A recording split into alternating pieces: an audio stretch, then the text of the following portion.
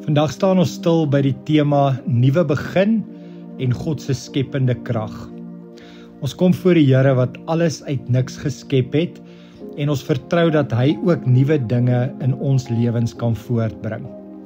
Ek lees vir jou Genesis 1 vers 1. In die begin het God die hemel en die aarde geskep. Kom ek lees dit weer vir jou. In die begin het God die hemel en die aarde geskep.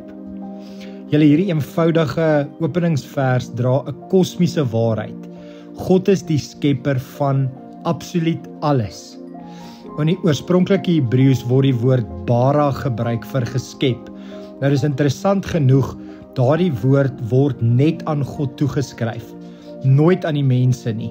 Dit beteken dat slegs God kan uit niks nuwe lewe, orde en betekenis skep. Wanneer ons chaos in ons lewens beleef, herinner Genesis 1 vers 1 ons, God is nie beperk deur leegheid of donkerheid. Hy kan lig bring selfs waar ons niks sien nie. Sy skepende woord is lewend en hy spreek dit steeds oor ons uit.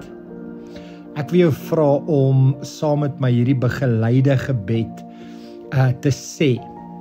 So sit vir 'n oomblik net stil, haal diep in en uit asem en stel jou voor hoe God se lig stadig in jou hart invloei.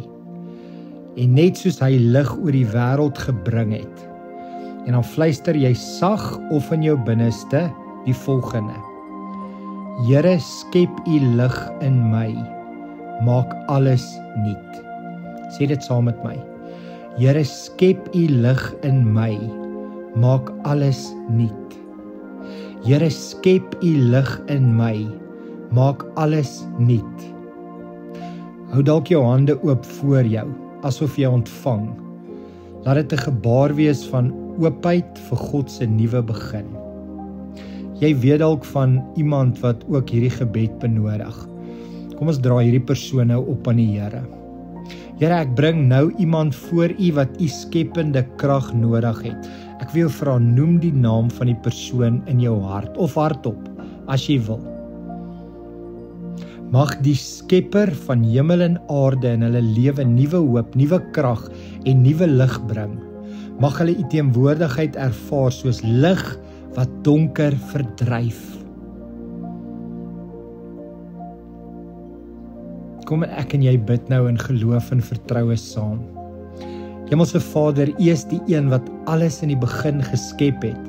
Ek glo dat u ook in my nuwe dinge kan skep, selfs daar waar ek net leegheid sien.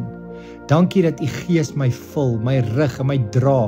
Ek vertrou u skepende krag vandag en elke dag. Amen.